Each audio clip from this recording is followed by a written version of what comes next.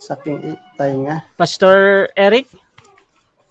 Ayan. Medyo mahina yung boses mo, bro. Oo, parang nasa CR. Yung parang ano siya, nag-e-echo na paki-fix yung ano mo. Sa akin, Brother Asya, okay malakas, ba yung ano? Malakas, Pastor okay. Philemon. Very good. Pastor Eric. CJ. Pasend na lang ng ano ng GCash. Sige mamaya. Lang. Pastor Eric. Patry nga, Pastor. Wala kang audio. Naka-mute. Then nagfi-fix pa siya sa ano niya. Okay. Wala pa din, Pastor, wala pa din. Ayan, meron na, pero ang layo mo sa ano, Pastor? Ang layo mo sa mic mo. Oo, kung yun na ba yan, yung pinakamalakas?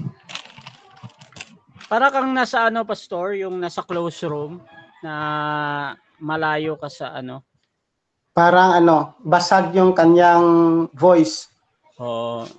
Siguro ang camera mo nasa laptop. Ay yung mic mo nasa laptop kung nag-laptop ka. Mas maganda kung nasa phone, kung kaya mong sa phone. Or kung meron earphone, pwede. Kung meron kang ano, earphone. Sira. Wala kang mic, Pastor, no? Wala ka ding mic. Ang gawin mo, Pastor, ilapit mo na lang yung laptop sa mukha mo. Sobrang lapit na ba? Oo, dito naiintindihan, Pastor, pero will sa'yo na natatabunan ka talaga ng boses ni Pastor Philemon. Mamaya kasi pag magko-cross kayo or magsasagutan kayo, natatabunan yung salita mo plus yung ayan, naiintindihan, Pastor, naiintindihan.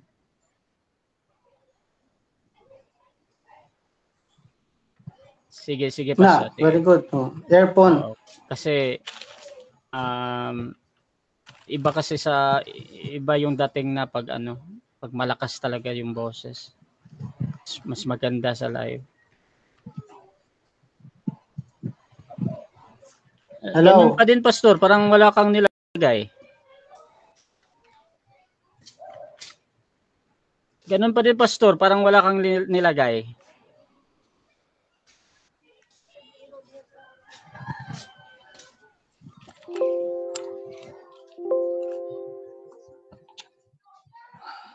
I-on ko lang yung live natin pag okay na si Pastor Eric. Sige. Sige, Brother.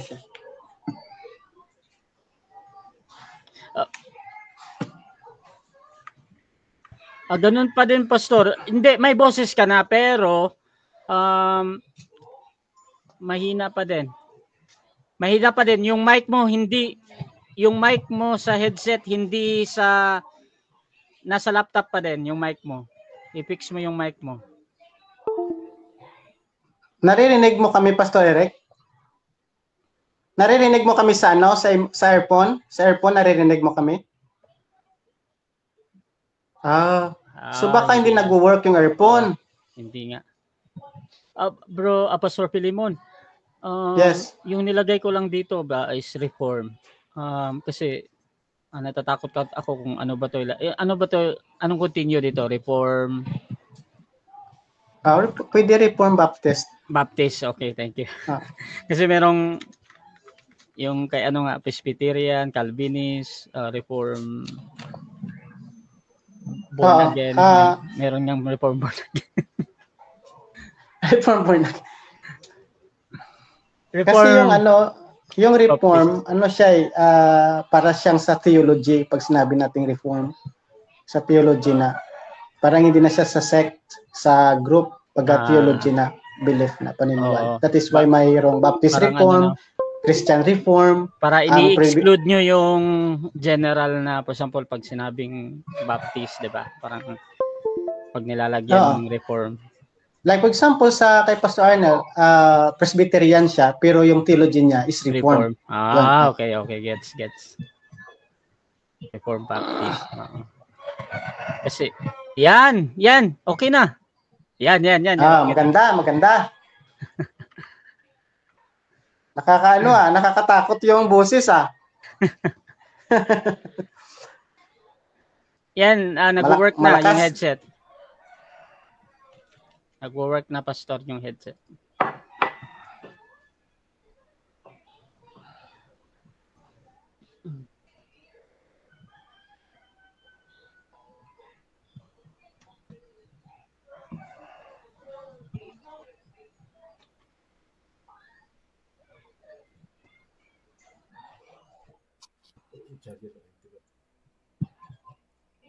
Hello.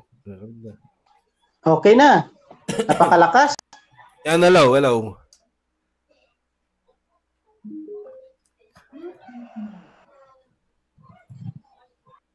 Yan. Hello. Wala pa rin. Okay, malakas na, Pastor Eric. Hello. Malakas bro. na. Malakas na. Anak, ano yung tawag mo doon? Ito. Parang nasa condition si Pastor Eric Malamig sa kanya May aircon pa. Sa kwarto? Wala, hindi patay yan. Patay pala yan.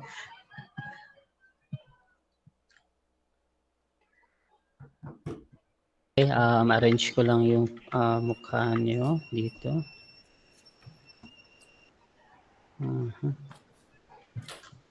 Pastor Eric, ano bang sect na ang sect mo? Baptist ka or born again? Christian lang pagpapatawag namin, bro Pastor. Pang-evangelical yan Yes. Christian lang. Evangelical. Okay, so we belong also to the evangelical group. Kasi pag sinabi natin evangelical, nag-i-evangelize. That is a very common understanding. Nag-i-evangelize. Nagpe-preach ng gospel. Buti natuloy na, tagal Nag-overtime kami ni yung last Hindi, ibig sabihin, Brother Rasha, nung nakaraang 2 linggo pa to Ay, oo nga.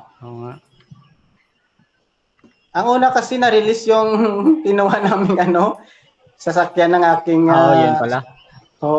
Ang pangalawa, mayroong bagyo. At pangatlo, ito natuloy na. Kaya pala.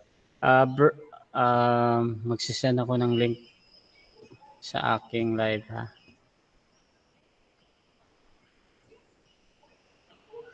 Saan ba yung live ko?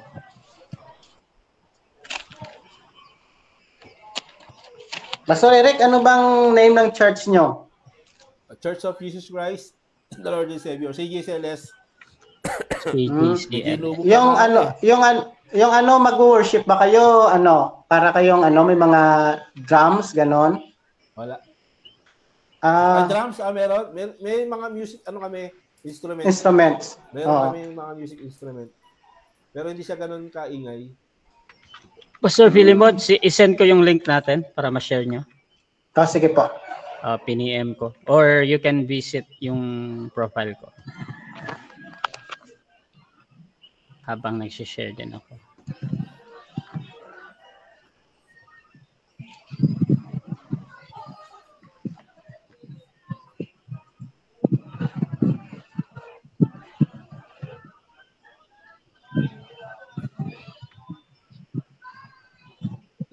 Pwede ka mag-comment ng @follower pastor sa comment para lahat ng friends mo ma-tag sila.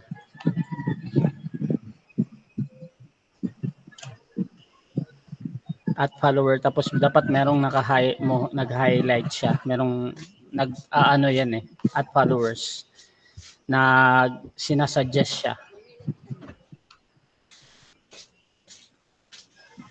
Bakit minsan hindi gumagana yun, bro? Once a day lang kasi yun, bro. Once a day lang? Oo. Tapos, yung at highlights din. Pero sa page din, yung at everyone, kung sa mga group or page, once a day lang din yun. Kaya ginagamit ko talaga siya pag pag paisa-isa. Hindi nga gumagana sa akin.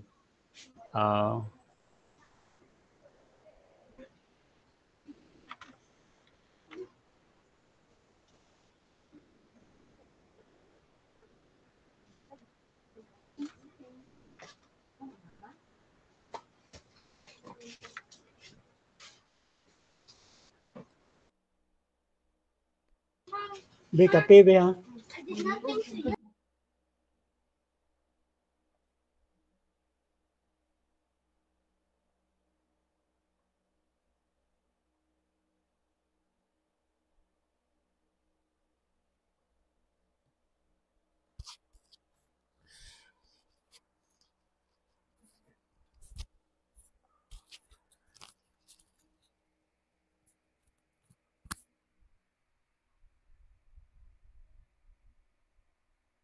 Nick, may charger, Nick. Nick. Okay, na-share nyo na, bro? Charger na ito, nak. Ito. Sina-charge ba ito? Oh. Yan ang sina-charge. Ha? Nalobot na eh. Yung saksakan, hindi abot eh. Toy. Ha? Baka malobat kunin mo ano, Nick.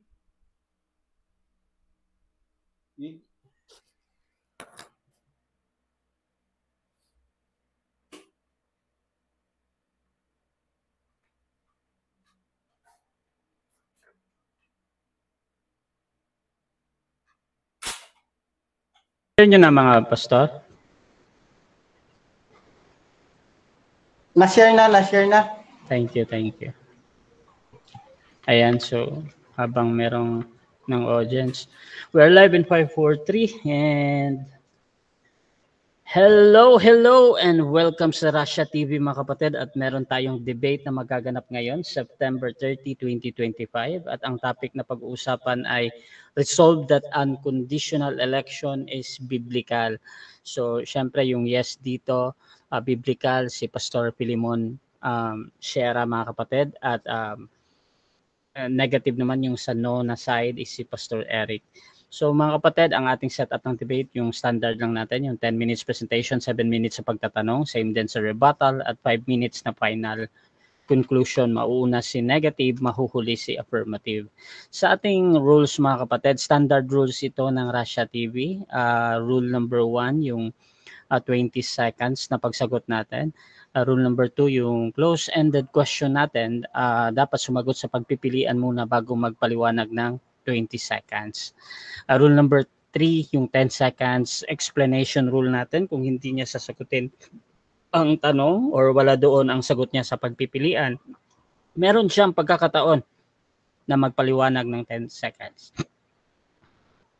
Rule number 4, sagutin ang tanong na naaayon sa tanong. Rule number 5, sa first stand doon lang dapat magtanong sa inilatag ng katunggali, at kung sinasabi niya na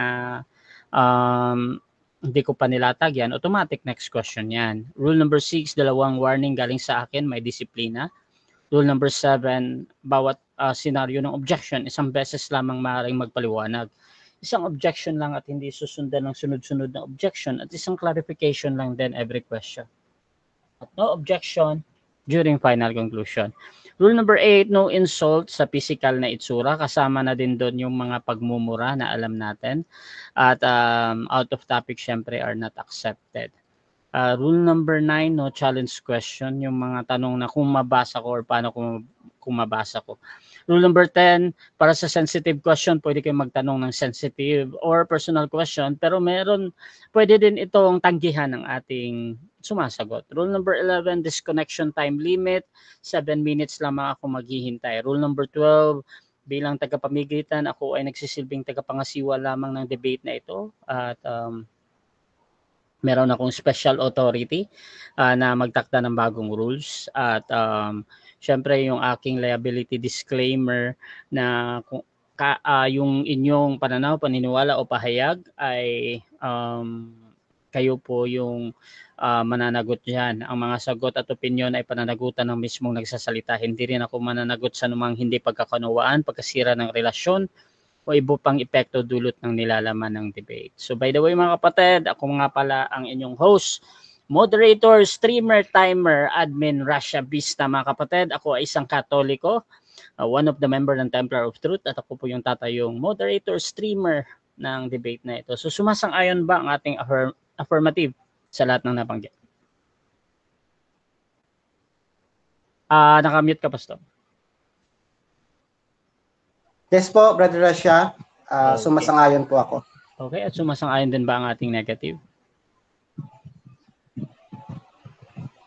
Ayan. Pastor, nawala yung humina yung audio mo. Humina, Pastor. Bumalik siya dati.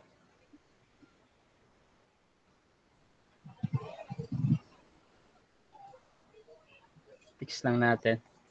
At least wala pa namang 2 p.m. Yung kanina maganda na yun yung sa headset. Ata. Oo, pero parang pinalitan. Ay, hindi ko alam, Pastor, kung headset ba yun or ano. Basta nawala siya, Pastor. Kanina hello, kasi. hello. Maganda siya. Yes, Malakas. Hello. Yan. Okay. Thank you, Pastor. Sumasang-ayon ka, Pastor? Sumasang-ayon, Brother Russia. Okay. At dito tayo mga kapatid. Before natin simulan ng ating debate, syempre gusto ko muna silang magpakilala. At konting history ng debate na ito. Saan ba ito nanggaling? At paano ito naikasa? At hintayin natin si Pastor Filimon. Ayan. So, ikwento nyo mga kapatid, bakit ito yung na-topic. Unahin natin yung si Pastor ng sa affirmative side. Pastor? Okay, so once again, good afternoon everyone. And yes, we have a debate this afternoon with Pastor Eric Villanueva. And we are going to debate about the unconditional election. For us, the unconditional election is biblical. Ako ay isang pastor, nagdi-defend ng truth. And actually, kung napanood nyo, lahat po ng debate ko is about defending the tulips. Hindi ko naman masyado pinopush ang pag-offense, pag-atake sa mga kanilang katuruan ng ating mga brothers, ng mga kapatiran. What I'm doing is to defend the truth na alam ko na katotohanan. So I believe na this is a true and biblical, and I wish, and my desire this afternoon is sana yung aming pag-usap ni Pastor Eric ay doon lang sa unconditional election. And the ad hom is not necessary, it's not needed for this discussion, for this debate. Wala pong lugar sana ang ad hom dito. And my wish and ang desire ko ay sana hindi namin ma-misrepresent ang posisyon ng bawat isa.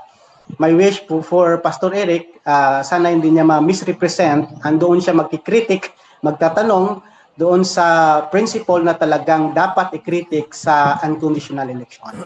Okay, so salamat sa Panginoon, and I'm so happy kasi si Pastor Eric ang makakatunggali ko this afternoon. And of course, thank you for Brother Russia to making up this debate. And he is always there to provide and to give his platform para sa mga debate na ito. Although that he is belong to the Roman Catholic, but still God used him as a Roman Catholic moderator to moderate sa debate na ang talagang focal point ng debate na ito is not to win the debate only, but to proclaim, to give the truth, to say loudly the truth from the Word of God. So good afternoon everyone. To those who are viewers sa comment section, magandang hapon po sa inyong lahat. That's all, Brother Rasha. Okay. At syempre, yung tututol naman. Pakilala ka kapatid at paano mo ba tinanggap ang topic na ito? Yon, salamat una sa Panginoon sa pagkakataong ito. Muli, tayo po'y harap sa isang debate, sa isang maginoong pakikipagtalakayan. At tayo po ay umaasa na ito po ay magdudulot ng magandang pakinabang sa mga nakikinig at magkakaroon ng malalim na pag-aaral patungkol po dito sa ating topic na pinag-uusapan. At ito nga ay nagmula ng ating nakakasalaban. Kung doon nagkakamala si Pastor Lloyd. There, after that ay nakakuha po tayo ng mga hamon at marami naman tayo humahamon sa atin sa debate. So salamat at si Pastor Filimon ay nakakarap natin ngayon para magbigay din ng kanyang panig about sa topic na ito. Gayun din, Brother Rasha, God bless po sa inyong pag-moderator. Yun lang po. Okay mga kapatid, kung gusto niyo yung mga ganitong content, ganitong pag-uusap, please share yung ating live streaming ngayon. Or you can tag your friends mga kapatid. Ang automatic na tag your friends, you can comment at followers dyan sa ating comment box para agad-agad na maitag na sila dito sa ating debate. So mga kapatid, simulan na natin ang ating debate. At again, ang topic na pag-uusapan ay patungkol dito sa resolve that the unconditional election is biblical. Pamute mo na, Pastor Eric, ha? Okay. So bibigyan ko ng 10 minutes sa unang presentasyon. Pastor Filimon ng Reformed Baptist, your time start now. Okay, so without further delay, here's the unconditional election. When we say unconditional election, it referring to the eternal acts of God. Okay?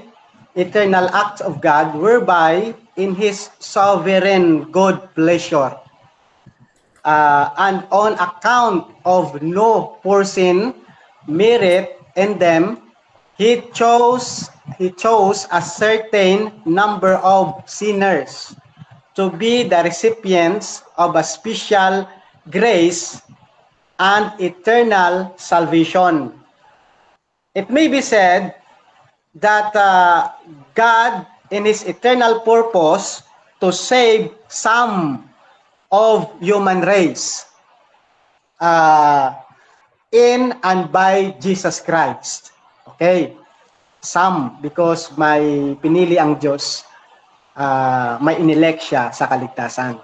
Okay, so according sa aming Westminster Shorter Catechism, itong sinabi, when we say unconditional election, is that we mean God having out of His mere good pleasure from all eternity, electing some to everlasting life, did enter to the covenant of grace to deliver out to the state of sin and misery, and to bring in a state of salvation by a Redeemer. So in short, ang sinasabi ng Westminster Catechism at sinabi ng una kong pinahayag na definition about sa unconditional election na ang Diyos lahat ang nag-initiate kung paano ang pagpili. Hindi po nabase sa gawa ng tao o sa anumang nakikita ng Diyos sa future. So ang pagpili niya sa tao, yun din po yung mga tao na kanyang ililigtas. In God electing from the ocean of falling humanity. So I will give points about sa eternal unconditional election. Number one, ang unconditional election is grounded on God's sovereign will. Okay? Grounded on God's sovereign will, not a foreseen human merit. So sa unconditional election, ang ini-emphasize talaga nito ay ang grasya ng Diyos at ang soberano ng Diyos sa kaligtasan. So, it is very important to understand in this point na maunawaan ng bawat isa, most especially ng ating kaharap ngayon, ang aking kaibigan, opponent sa debate na ito, na ang pagpili ng Diyos sa kaligtasan ay nabase lamang sa kanyang soberanong pagpapasya.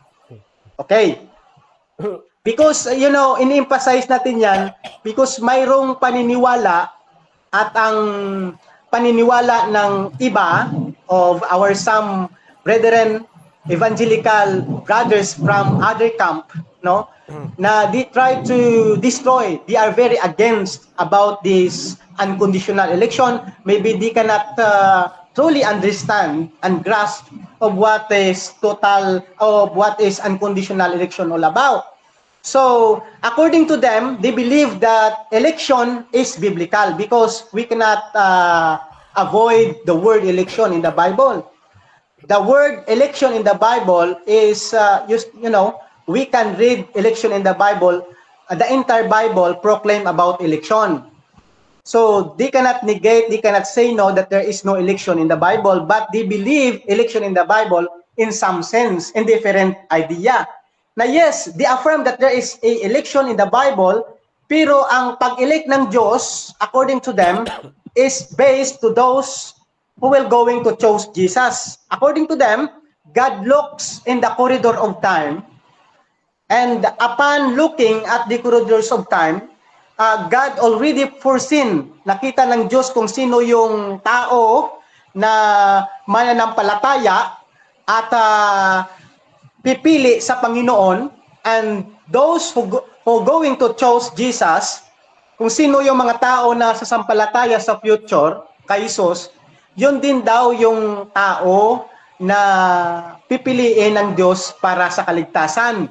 But of course, that is not biblical, and hindi yan sinasabi ng Bible, because ang sinasabi ng Biblia ay very explicit na ang Diyos ay may pinili siya sa kaligtasan, at yung pinili niya ay nabase lahat yon hindi sa foreseen merit ng tao, hindi sa gawa ng tao, kundi mga kaibigan, it is only in God's will and sovereignty of God. Ang sinasabi ng Bible dito in Romans chapter 8, actually dito sila medyo may kaibahan ang kanilang interpretation. But of course, I will bring up this verse so that also my opponent can use this verse to critique and me about this verse kung itatanong niya ito. So sabi ng Romans chapter 8 verse number 29 to 30, sabi dito, for those he foreknow, he also predestinate to be conformed to the image of his Son, that he might be firstborn among many brethren. And to whom he predestinate, he also called. And whom he called, he also justified. And whom he justified, he also glorified. So the verse is talking about the great chain of salvation. So ang sinasabi ng iba dito, ng karamihan, ng mga non-Calvi, ng mga non-reform, ang mga tao na against sa unconditional election, sinasabi nila dito that God's election of sinners is based upon the omniscience of God.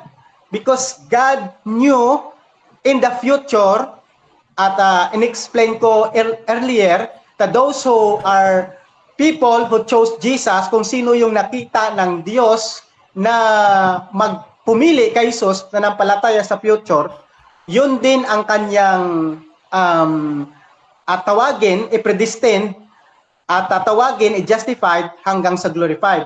But we know that is a wrong interpretation and exposition of the gospel. Because if we look and study deeper of what is new in the Bible, for new in the Bible, it's not talking about foreknowledge. It's not talking knowing beforehand, or it is hid knowledge lang according to them, na because God is omniscient, alam ng Diyos kung sino yung mananampalataya at yun daw ang pipiliin niya. But we know in a biblical perspective, here in the Bible is about, for new here, is for love. Like for example, if we are going to study deeper about sa word na new, no? Sinasabi sa Amos chapter 2 verse 3. Sinasabi dito, you only have I known all the families of the earth. Therefore, I punish you for all your iniquities. Okay? So this is about judgment.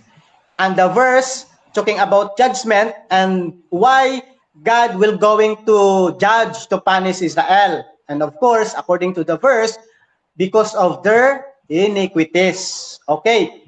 And sabi ng Biblia, they are great privilege by God because all of the families of the nation of the earth, Israel, whom God know. Okay? Sabi ng Biblia, ang Israel lang ang nasyon na kinilala ng Diyos. Okay? So if we're going to interpret this verse, na head knowledge lang, na it's about information lang, it's about talking about knowledge about Israel, so inconsistent po ito because we know that also God knew the nation Egypt during the time, the Babylon, He knew about, even in our present time, He knew about America. So, hindi po nabase, again, ang election sa gawa ng tao, but the election is grounded on God's sovereign will. Okay. So, second, pangalawa, hindi lang election is grounded or on sovereign will. Ang pangalawa is salvation.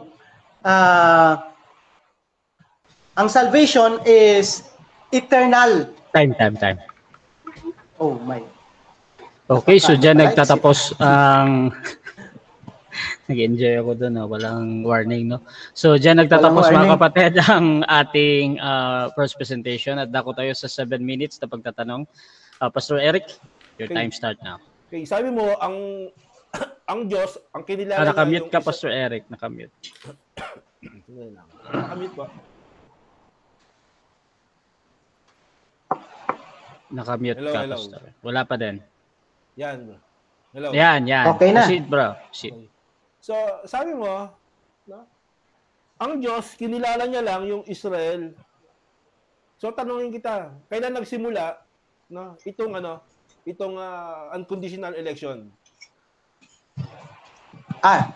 Election done before the world began, before eternity passed, may inelect na ang Diyos sa kaligtasan. Before the foundation of the world, according sa Bible. Next question. Okay, sabi mo, before the foundation of the earth, no, na-elect na yung tao. Ngayon, ginamit mo itong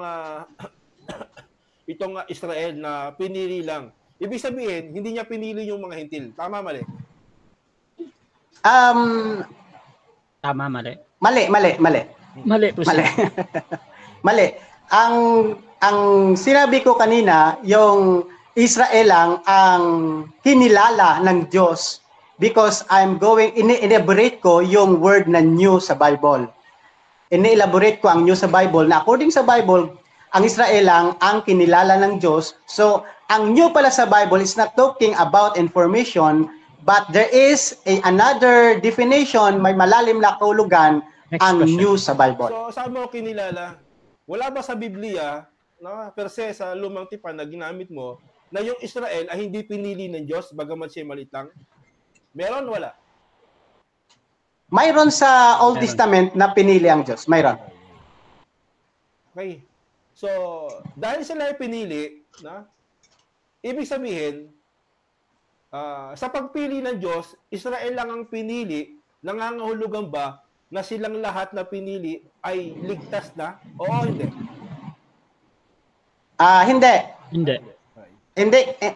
Hindi ko sinabi na ang Israel lang ang pinili, Pastor. Okay? Hindi ko sinabi na ang Israel lang ang pinili. Mayroon ding pinili na mga hintel. As far as salvation is concerned, mayroon ding pinili na hintel. Okay, ayon sa pagpili, Next question. okay, ginamit mo ang lumang tipan. Saan sa lumang tipan na yung mga hintil ay pinili rin ng Diyos bilang bayan niya? We're talking about salvation, Pastor. I would like to give you that there is a three types of election. Ang aking sinasabi kanina is about salvation. And even in the Old Testament, mayroong mga tao na naligtas because we believe that they are belong to the elect of God as far as salvation is concerned. Next question. Okay, so ibig sabihin, hindi dahil pinili ang Israel, no? Sabi mo pinili sila, hindi nangangahulugang pinili, ay nangangahulugan na sila ay pinili para iligtas. Tama, mali? Tama at mali. Tama. Mali. Dalawa. Okay, proceed. Ang Israel, pinili sila, hindi nangangahulugan na lahat ng Israel as a nation ay maliligtas. Marami din silang hindi naligtas. Now, I would like to give you, there is three types of election. Number one, election of nation. Election of nation, hindi dahil pinili ang Israel na nation ay pinili din sila sa kaligtasan. So tayo bilang nation, no? Bayan ng Diyos, mga hintil at Hudyo, pinili ba tayo ng Diyos bilang bayan niya? Oo, hindi? Ang hintil hindi po pinili according sa Bible. Okay, sabi mo hindi pinili ang hintil. So, sa Biblia, may tinatawag na ang mga hintil, no, ay ginawang bayan din ng Diyos. Sasabihin mo bang mali ang Biblia? O sasabihin mong mali ang sinabi mo? Sa New Testament, I don't know if there is any verse na mayroong tinatawag na pinili sila ng Diyos as nation. Okay, so hindi mo alam. So, ngayon, okay. So, ginamit mo itong Romans 8:29. Sabi mo rito, no? Ang sabi dito, sapagkat yung mga una, ay kanyang ikinilala at itinalaga naman niya maging katulad ng larawan ni Kristo. So, ito bang ibig sabihin ba nito na yung kanyang larawan, no? Ay ibig sabihin ba ito'y kanyang pagpili bilang larawan ni Kristo? Tama, mali? Pakiulit ng tanong, hindi ko naintindihan. Paulit. Time stop. Stop. Time stop. Mo yung talatang 8:29, sabi mo tanongin kita rito, no? Ito bang sinasabi ito na kinilala at ang wika rito na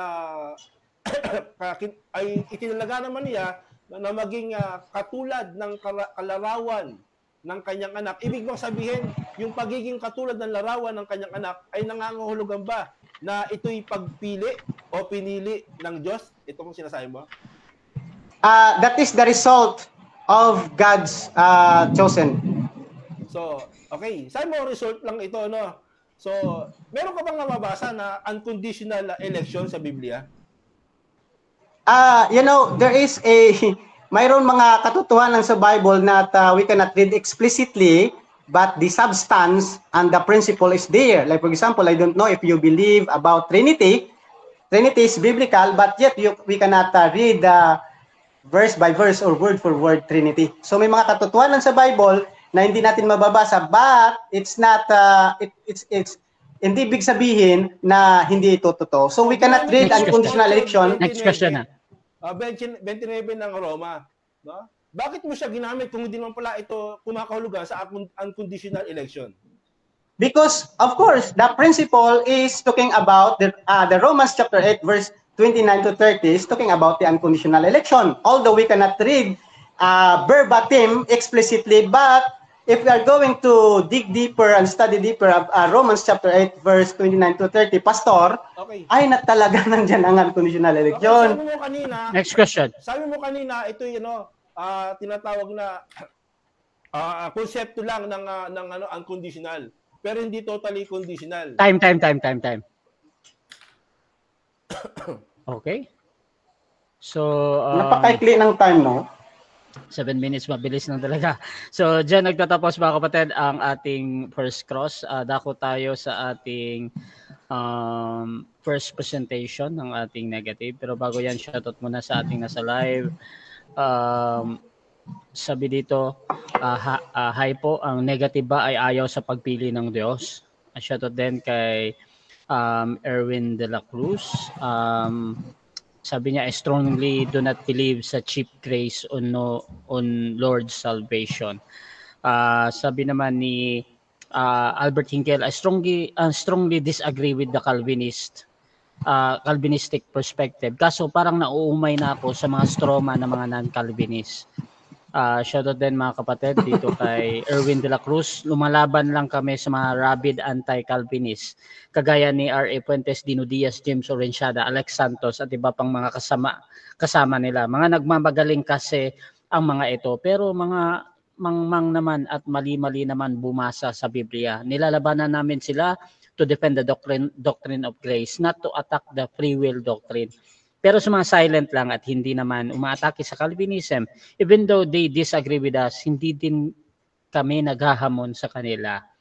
Shoutout din kay Denmar Santiago ng SDA, parehong mali ang aral. So dako tayo mga kapatid sa 10 minutes na presentation. Pastor Eric, your time start now. Okay, yun. So, yun, salamat na sa pasensya na, medyo inuubo tayo. So, tinanong po natin siya about dun sa pagpili, no? Kasi, yung pagpili kasi ng Diyos, mula nung simula, no? Sa Israel, pinili po sila para maging bayan ng Diyos. Ibig sabihin, no? Even yung kanyang tinatawag po rito na konsepto, ay naroon yung pagpili niya para iligtas yung kanyang bayan. Nandun yung kaligtasan sa kanyang bayan. No? Siya lang yung Diyos ng bayang Israel, no, na tagapagligtas ng Israel. Kaya pinili yon dahil naroon yung kaligtasan sa Israel.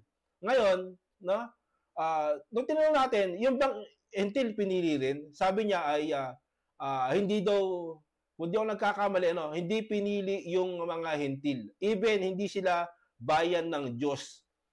Even sa bagong tipan, no, sinasabi niya na hindi siya bayan ng Diyos. Pero sa bagong tipan, no, napakarami po no, na tinutukoy dito na bayan ng Diyos tulad po sa Hebreo 8, no, Patuloy, Gis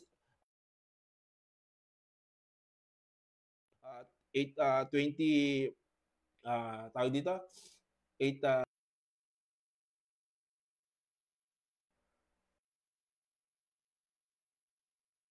na yung mga hentil ay magiging bayan ng Diyos. Nawala yung boses mo. Nakamute ka, Pastor Eric. Nakamute. Yung boses mo. Hello? Hindi mamin marinig. Nakamute ka, Pastor Eric. Pastor Eric? Stop time ka ni Brother Rasya. Pastor Eric, nawala na naman yung boses mo. Nick? Tingnan mo kung nakamute. Kung wala naman, pakifix yung mic. Wala pa din, Pastor. Okay. Yan, hello. Wala pa din, Pastor. Yan. Okay na, Pastor. Okay. Yon. Proceed. So, maraming no, pinili ang Israel, no? According sa kanyang purpose, no? Dahil nandun yung kaligtasan kasi siya ngayon tagapagligtas eh. Pinili siya bagamat siya maliit. Ngayon tinanong natin siya, yung bang hentil pinili, hindi siya pinili. Yung bang hentil bayan ng Diyos, wala siyang alam na yung hentil ay bayan ng Diyos. Ibig sa bago tayo, hindi niya alam kung bayan ng Diyos. At gaya na binigay po natin sa 8 ng Hebreo, sa Romans 9, 25-26, nandun yung hentil ay magiging bayan ng Diyos. Ha? So, nandun yung pagiging bayan ng Diyos. So, sinabi natin, meron bang unconditional election na nakasulat sa Biblia? So, yung konsepto daw nandun, no? Okay, tulad ng tinatawag na Trinitarian o Trinity, nandun. So, tingnan po natin yung konsepto ng ng pagpili, no? Paano pinili, no? So, sabi, hindi nga tayo umabot sa oras ng tanong na paano pinili, no? Sabi niya, sovereign will ng Diyos, kapangyarihan. Pero, ano yung rason ng pagpili ng Diyos? Bakit siya pinili? Kasi yung Israel, may rason ng Diyos eh. Pinili siya dahil siya maliit eh. No? Mahina siya. So, ngayon, no?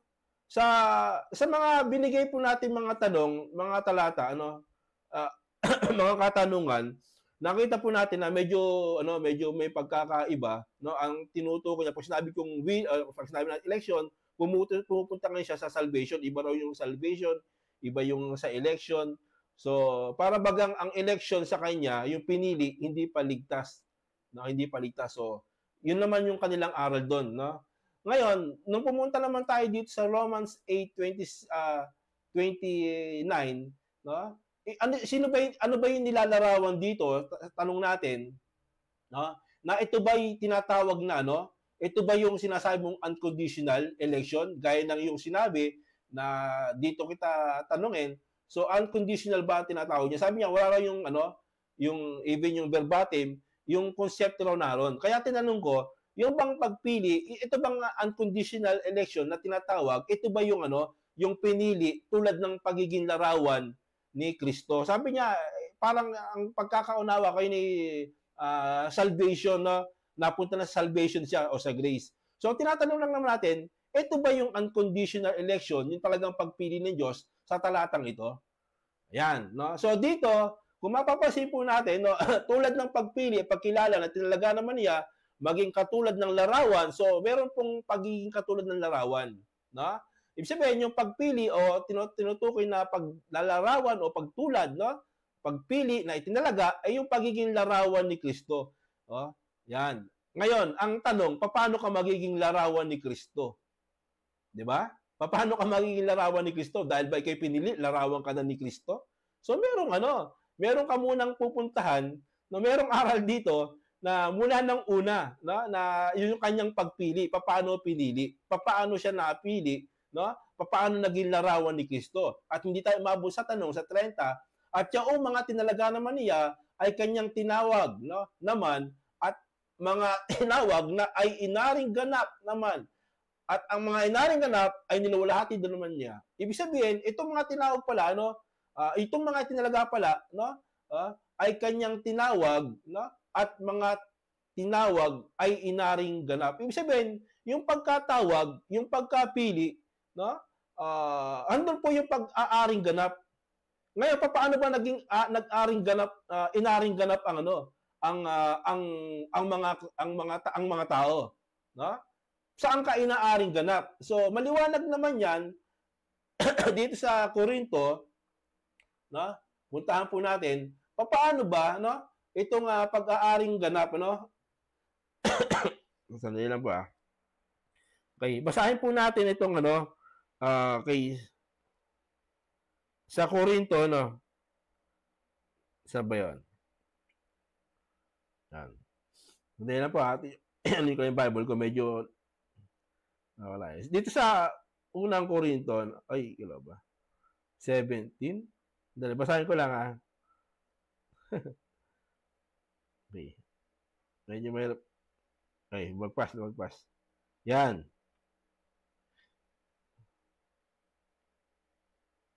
Kaya kung ang sino man, no, sa ikalawa, ay ang sino man ay na kay Kristo, siya'y bagong nilalang, no?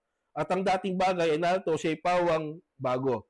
So, etong kay Kristo na tulad ng paglalarawan, no, naging tulad ng larawan ni Kristo, ay tinatawag po ito na bagong nilalang. No? Pag na kay Kristo ka, ibig sabihin, meron ka munang pupuntahan, no? Na para ka maging larawan ni Kristo. Unang-una, yung pananampalataya, no? Yung pananampalataya kay Kristo. Hindi na po. Yung pananampalataya, no? Okay. Punta po natin, no?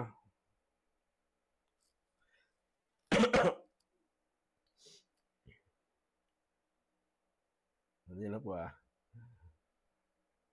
So, yung pananampalataya, no? Tulad ng sinasabi sa Efeso 2, 8 patuloy, na tulad ng binanggit niya, sa biyaya kayo ng aligtas sa pamamagitan ng pananampalataya. No? Sa pamamagitan ng pananampalataya. No? At hindi ito, no, sa inyong gawa ang wika. Yan. Hindi sa pamamagitan ng gawa. Ngayon, sa ating pong pagpapatuloy na sa pagbasa, ating pong pagpapatuloy. Okay.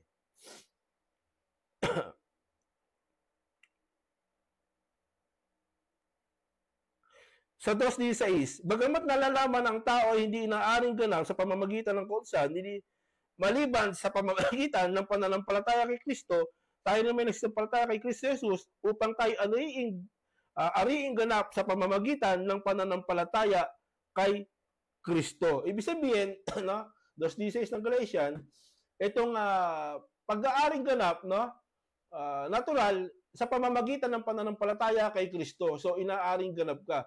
So, paano nga yun, no, na upang maging larawan ang wika, no, ni Kristo, no? Paano maging larawan? Ibig sabihin, yung pagpili ng Panginoon, hindi basta-basta lang na pagpili kahit sino piliin. No, meron siyang rason ng pagpili. Ay, ano yun? Paano yun? No? Paano makikita yung rason ng kanyang pagpili? Basta lang pipiliin, kahit sino pipiliin. Iiwanan ng milyon-milyon at pipiliin ng 8. So, ano yung batayan? No? Hindi nga natin na itanong sa kanya, no? Yung batayan ng pagpili ng Diyos, no? Sa kanya. So, may ilalarawan po tayo tulad ng sinasabi po dito sa 8 ng Lucas na merong salita ng Diyos, no? At yung salita ng Diyos, no, ay sa Ebanghelyo, tulad ng binhi na salita ng Diyos, inilatag niya ng hulugan. So, depende na lang doon kung sinong mananampalataya. So, nandun yung salita ng Diyos, no, at yung sasampalataya, ang wika ay magbubunga. So, yun ang sinasabi po natin, no, na sa biyaya kayo nangaligtas at ito'y sa pamamagitan ng pananampalataya kay Kristo. No? At sa tinutukoy, sabi rito, ng una, kailan itong ng una na tinutukoy? Kung mapapansin po natin, itong una na tinutukoy, no? Ayon po din sa Epeso. Time. 1:13. Time. Sa kanya, Time na. Pastor, time na. Okay, so dako tayo sa unang pagtatanong ng ating affirmative, Pastor Philemon ng Reformed Baptist. Your Okay, time starts. Pastor Eric, salamat po sa inilatag mo. Okay ka lang, Pastor Eric? Okay lang? Inuubo talaga ako. 1-2 linggo na tayo. Okay, sige. Okay, sige lang. Dandahanin ko lang tanong. Unang tanong, Pastor Eric, did you believe election? So, yes, ang election sa pagpili, tulad ng binigay mong talata, no? At ating pinigyan ng pananaw ng aral ayon sa Biblia, no, na ito yung sa pamamagitan ng pakikinig at sa pamamagitan ng pakikinig naroon yung pananampalataya. So sa pakikinig at pananampalataya, yun yung tinawag ng Diyos at yun yung pinili niya na Next ang question. ay upang gawing tulad ng kanyang Next larawan. question. So una ang pananampalataya tapos ang eleksyon. Yes or no? Yes daw. Una yung pananampalataya as sa sabilang tao, no? Pero nang makita ng Diyos ito, no? Yung kanyang pananampalataya, doon na yung pagpili ng Panginoon. No, 'yon. Almost simultaneous no? Nang makita niya ito, yung kanyang pananampalataya ng tao kasi ang Diyos tumitingin sa puso 'yan eh. Next question. Sa puso So, sa isip. Ibig sabihin, ang election para sa iyo ay nabase sa gawa ng tao, sa gagawin ng tao, sa pananampalataya na gawin ng tao. Yes or no? Hindi sa Hindi. no. Hindi sa gawa ng tao, no? Hindi sa gawa ng tao. Even yung pananampalataya gawa ng Diyos. So, yung pananampalataya kasi wag mong gawing gawa ng tao, no? Kaya nga saan ba nanggagaling yung pananampalataya? Sa pamamagitan ng pakikinig, no? Kaya nga sabi nito, na sa kanya kayo rin naman pagkarinig ng aral ng katotohanan ng ebanghelyo ng kaligtasan. Next question. Yun yung una, yung pagkarinig ng ebanghelyo. Next question. So, ano ang pagkaintindi mo dito sa ginamit mo ring talata? Ginamit ko rin in Book of Romans chapter 8, verse number 29 to 30. Ano ang pagkaintindi mo sa talatang ito? Okay, so ibinigay na po natin yung ating pagkakaintindi sa talata, na mapapasin po natin, no, na ito pong itinalaga, na siyang tinawag din naman ng wika. Ito'y yung mga tinawag kasi, no, ito yung mga tinawag sa kadiliman, tungo sa kanyang kagilagilas na kaliwanagan. Next question. Sa pamamagitan ng pananampalataya. Next question. Ano yung pagkaintindi mo sa word na no? Sa no. For those he foreknew. Anong no doon? For no. Yung no daw. New? Bro? Pakiulit lang. Paulit. Ang tanong ko, ano yung for no para sa iyo as far as for no. Diyan, nakasulat siya sa 29? Sa 29 po, Pastor, ang pinaka first line. First line daw yung for new. For those he foreknew. Kung sino yung foreknow. Anong tanong mo? Kung sino o anong pagkakaintindi? Ano ang definition mo sa foreknow? Ayan, ano daw yung definition ng foreknow? Ano meaning? Okay, itong foreknow ay itinalaga nung una, no? Ito yung mga itinalaga ng una. Kaya lang, ang problema rito, sablay kayo sa unawa dito eh. No? Ang iniisip ninyo, yung pagkakaunawa nyo, tinalaga ng una bago itataga sa libutan. No, hindi po, plano yan ng Diyos. So, ang tinutukoy dito na foreknow, Next question. 20 20 seconds. So, ni Kristo. Ang foreknow, ang sinabi nyo po, Pastor, ay pagtalaga. Pagtalaga. So, tinalaga sila ng Diyos kung sino tinalaga ng Diyos kasi He foreknow. Sinong talaga? He. Sinong He? Ang Diyos ang nagtalaga, yun din ang kanyang predestinate. Tama po ba? Yes, Tama po ba? Diyos ang nagtalaga dahil nga no, nang ibinigay niya yung ebanghelyo, no, kasama tayo doon no, sa kinilala ng Diyos bilang pagpili ng una sa pamamagitan ng ebanghelyo. Kaya nga sabi sa 1:13, mula nung sa pagkarinig ng ebanghelyo ng katotohanan, no, ng salita ng kaligtasan, ang wika ay handun yung kaligtasan. Next question, 20 seconds. Okay, doon lang tayo, Pastor, sa Romans. Doon lang po tayo, Pastor, sa Romans chapter 8 verse 29. Sinasabi ba doon na ang pag-foreknow sa kanilang pagtalaga sa kanila ay dahil sa gospel na sinasabi nyo? Andun yung konsepto. Kasi hindi ka naman matatalaga kung wala kang alam sa gospel eh. No, tandaan natin, ang sumulat nito si Pablo. No? So pag mag-strict ka lang sa isang talata at hindi mo mabasahin yung mga kasunod at yung ibang talata, maliligaw ka. So ano ibig sabihin nito? Ba't ka nakakilala? Next question. Next question. Okay, so can you po point sa na isang verses surrounding dito sa verse na ito kung saan mayroon po ba kayong naalala? Na tinalaga sila dahil sa ebanghelyo. Yun pong sinasabi nyo. Dahil sa ebanghelyo tinalaga sila. So ulitin natin, no? Sabi mo nga kanina, doon yung konsepto, gagamitin ko yung konsepto. Kaya nga nandito yung pagtawag eh, no? Sabi ito, yaong mga tinalaga ng una na kanyang tinawag naman, ng mga tinawag na naaring ganap. So paano ka inaring ganap? Sa pamamagitan ng ebanghelyo. Paano ka tinawag? Sa kadiliman. Next question. Sa pananampalataya kay Kristo. Ebanghelyo yun eh. Next question. Again, Pastor, sino ang nagtalaga according sa verse? Sino daw? So, siyempre, unang-una, ang nagtalaga, no, ang tumawag, ang Diyos. Ang Diyos. Siya yan ang pinakauna talaga nagtalaga. Kaya lang, papaano itinalaga? No, nakanganga ka lang. No? Hindi, tulad nung binigay ko sa yung talata sa Lucas, no? Nandun yung katalinhaga patungkol sa salita ng Diyos. Tatangahan mo lang. Hindi mo Next gagawin, question. hindi ka mananampalataya. Last Okay. 50 seconds. Faith pa rin. No? Faith pa rin. Next Okay, question. so sinabi doon sa Acts chapter 13 verse 48 na ang tinalaga sa buhay na walang hanggan ay nag-believe. Did you believe that, Pastor? Ano?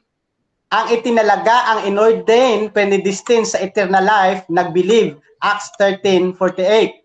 Tama ba yon? Tama ba daw yun? So, yung Acts 13:48, no, bagamat ito din natin ginamit, so yung pagtatalaga, yung mga sinasabi mong they believe, syempre, naniwala sila. Yun yung kanilang pagtatalaga, yung kanilang paniniwala. So, sinagot kita, even though na hindi mo ito ginamit, no? Next question. Talatang ito ng Acts. Next question na. So, para sa iyo, ang Israel lang ba ang pinili ng Diyos para sa kaligtasan? No. Time. 7 minutes time. Bakit? Okay, so time. So, dyan nagtatapos mga kapatid ang first stage ng ating debate. At dako tayo sa rebuttal. Pero bago yan, shoutout muna sa ating nasa live mga kapatid. At nandyan si Brother Erwin de la Cruz. Ayan, shoutout sa kanya. At dito din tayo kay Franz Dinon. Shoutout kay Erwin de la Cruz. May dalawang explicit verse na nagsasabing election to salvation. 2 Thessalonians 2:13 and Acts 13 verse 48. Long i-deny nyo pa din ang election to salvation, nagre-rebelde na kayo sa salita ng Diyos.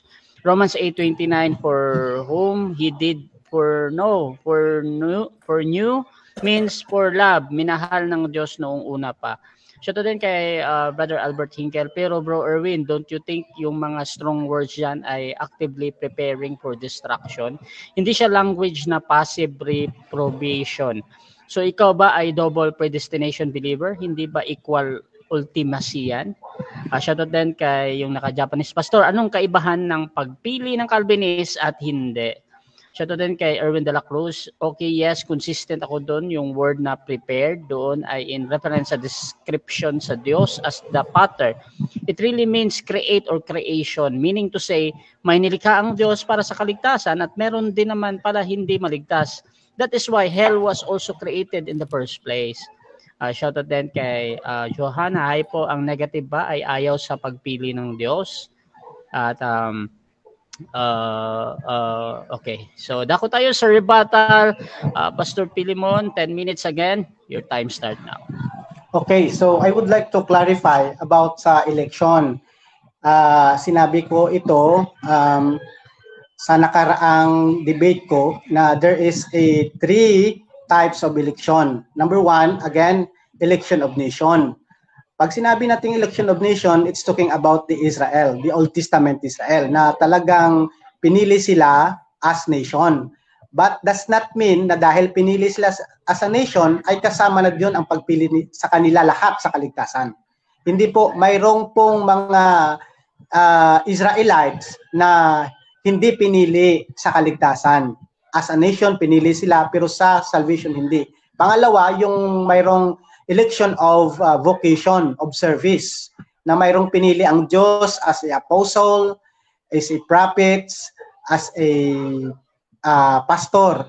At mayroon din pong pinili para sa kaligtasan before the foundation of the world na sinasabi sa Biblia. Now, maybe medyo confused dito si Pastor Eric or maybe naunawaan niya, but I would like to emphasize that. At pangalawa, sinabi niya, inamin niya na sa Romans chapter 8 verse 29 na ang pagtalaga, yung foreknow, pagtalaga sa Tagalog.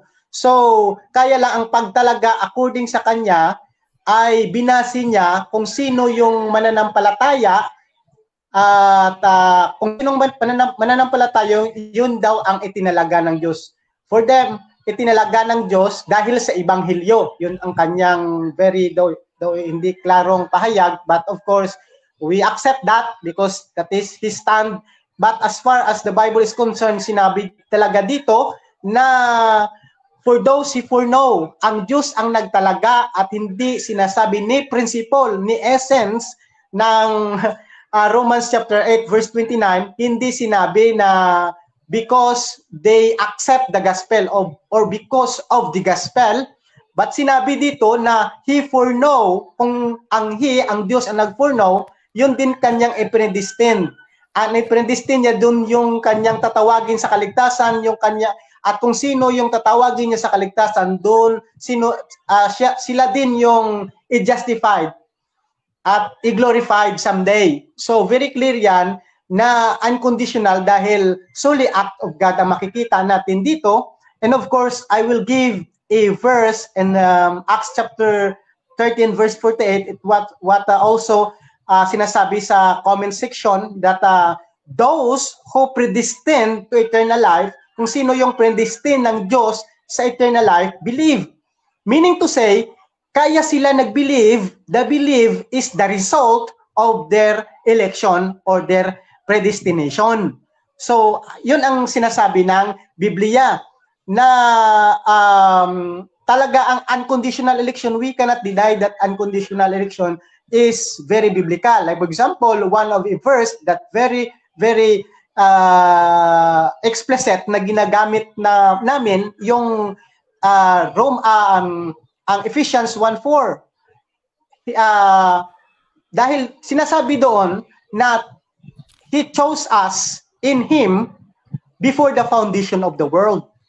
Sinabi doon. So before the foundation of the world, wala pang anumang bagay dito sa mundo, no? Hindi pa tayo ipinanganak. Before the foundation of the world, pinili na tayo. Okay, pangalawa, doon sa Romans chapter 9, hindi ko lang natapos kanina, sasabihin ko na lang dahil wala naman akong masyadong maribat sa sinabi ni Pastor Eric, na sinasabi doon sa Romans chapter 9 na pinili si Jacob over Esau. Si Jacob ang pinili hindi dahil sabi sa Bible na mayroon siyang good works na nagawa. According sa Bible, sinabi doon, not of works, no? Hindi sa works, bad or good works na ginawa ng twin sa Romans chapter 9, but because of God election might stand. He loved Jacob and he hate Esau according sa Bible. So very explicit ito that sa ancient time kasi dapat yung kinaugalian nila, yung firstborn ang binibless ng mga forefathers nila. But of course, sabi na sa Bible, but because God wants to stand his election, he chose Jacob over Esau. At sinabi pa doon sa talata na bibigyan niya ng mercy to whom he gave mercy according sa Bible. And sabi sa Biblia, kung sino ang gusto na ibibigyan ng biyaya ng Diyos, ng mercy, ng grace ng Diyos, ay talagang bibigyan ng Diyos. At kung sino ang hindi, ay hindi. So very clear ang Romans chapter 9, no, na it's all about unconditional election. But of course, we believe that ang election, hindi lang po ito ang pag-elect ng Diyos ay hindi lang for the Israelites, for the Jews. Very clear po na sila ay pinili as nation, but also may pinili ang Diyos sa mga Hentel. Yun sinabi ko kanina doon sa Acts chapter 13 verse 48 na mga Hentel yon na pinili, inordain, pinedestined ng Diyos sa kaligtasan. That is why they believe na believe sila, na save sila. So, hindi po sinasabi ng Bible na talagang kanina ko pa nire-repute at sinasabi na hindi po nabase ang unconditional election o ang election ng Diyos is unconditional kasi hindi ito nabase sa gawa ng tao. 3 minutes.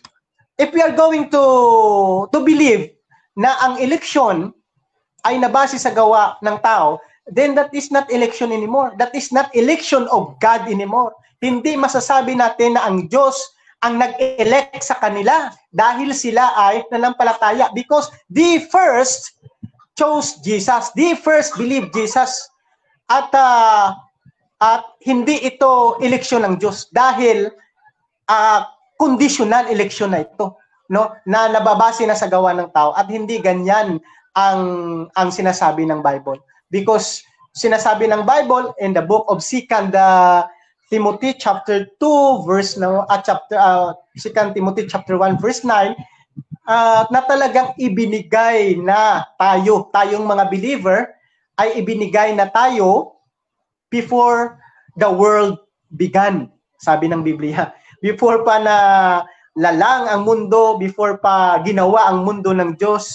You see, there is a imminent or eternal union with Christ na tayo ay binigay na kay Christ before the world began. At sinasabi pa doon sa Revelation chapter 13 at verse number 8 or number 9 na sabi na sa Biblia doon, ang sinasabi ng talata doon na may isinulat na sa book of life before the foundation of the world. You see, so kung titingnan natin ang sinasabi ng talata ng Bible, if we are going to consistent lang sa sinasabi ng Biblia, na ang pagpili before the world began, ang pagsulat sa pangalan ng mga saints before the world began, ang Acts chapter 13 verse 48, the reason they believe because they predestined, they ordained before the world began.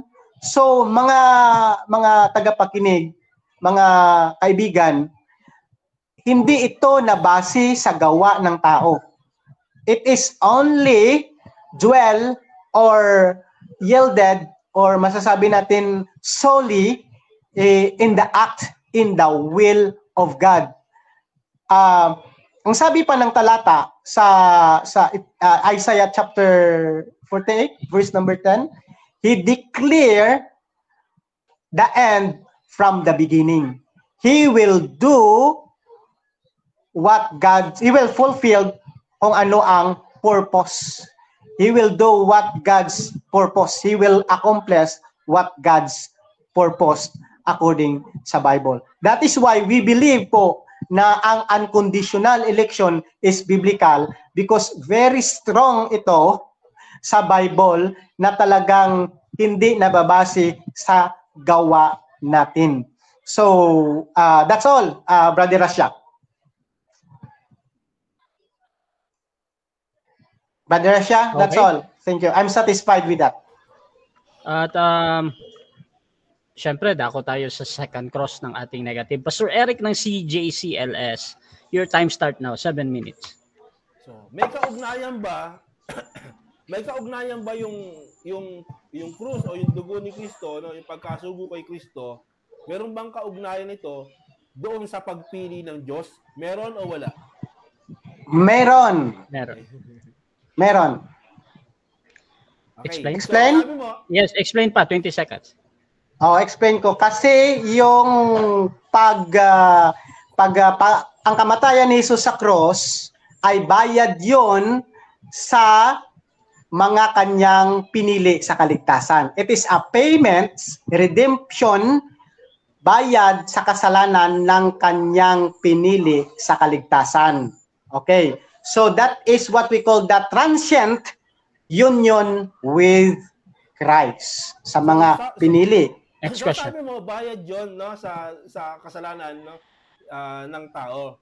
So, sa lumang tipan ba, binayaran din ni Kristo, no, yung sa lumang tipan, wala pa si Kristo, no, hindi pa nabububo yung dugo, binayaran ba rin sila ng dugo ni Kristo na ayon sa iyo ay sangkap ng pagpili? Oo, hindi? Yes, binayaran din sila. Explain. Explain ko naman. Okay.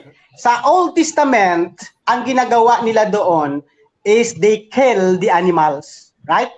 They kill the animals na alam nila that there is a lamb, a savior will come. At yung ginagawa nila na pagpatay sa sapat, that is pointing to the coming Messiah. Okay? Sabi nga ni Jesus Christ sa John. Okay. Next question. Sabi mo oo. Pero meron ka bang nabasa sa lumang tipan na yung dugo ni Kristo ay tumagas na doon pa lang sa lumang tipan? It is a prophecy. Pinaprophesy pa lang. Yung sabi ko kanina. Objection, proceed. So, tanong ko kung meron ba categorical. Paulit mo na. Okay, so meron ba sige. sa sinasabi mo, ginamit mo na tinubos sila ng dugo ni Kristo, meron ba sa lumang tipan na yung dugo ni Kristo tumagas na? Meron ba o wala? Meron ba o wala? Wala pa sa history, wala. Explain. Wala pa sa history dahil hindi pa nga ipinanganak si Kristo. But the principle is there. Even before the world began, there is a eternal principle of salvation. Kanina ko pa sinasabi na revelation sa Bible sa Wait lang. Okay, sabi sa 2 Timothy chapter 1 verse 9. Sabi mo wala, no? Wala sabi mo. So papipiliin kita ngayon, no? Ikaw bilang sarili mo ikaw. Kapag ka ikaw bilang tao, no, nakita mo yung halimbawa, yung ilang billion tayo ngayon. Ano ba, ilan ang pipiliin mo ron? Yung 8 piraso at parurusahan mo yung naiwan? O 50-50 ka? Iiwan mo yung yung 50% at parurusahan mo, iaapoy mo yung 50%. Sa'yo, sarili mo. Pagpimili ka. Can I object, Brother Rasha? Proceed, objection. The question is too personal. We're talking about God. Sana wag akong gawing analogy. Okay. So, ginagamit ang rule dito na tinatanggihan niya dahil that question is personal. Proceed lang. You can rephrase your question. Gawin natin sa Biblia, sa Diyos, kung hindi mo masagot. Ngayon, sabi dito, so, ibig bang sabihin, no, sa panahon ni Noe, ang pinili lang ng Diyos ay 8. at pinarusahan niya, no? At pinatay niya yung liban sa 8 na libo-libo o milyon-milyon, yun ba ang ibig mo sabihin na Diyos ng pag-ibig? Oo, hindi. Yes. Explain ko. Proceed.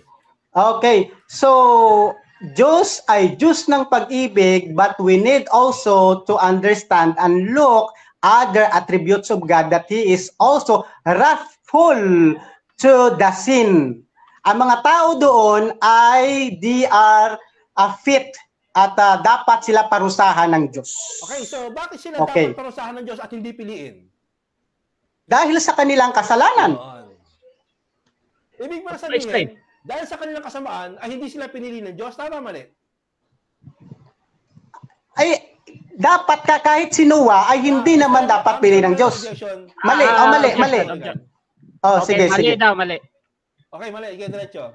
Proceed. Okay, proceed. Dahil even si Noah, hindi karapat-dapat na maligtas. Kahit ako, kahit sino sa atin, ang karapat-dapat sa atin ay pupunta sa impyerno. That is why we believe that salvation is by grace. Ibig sabihin, wait lang.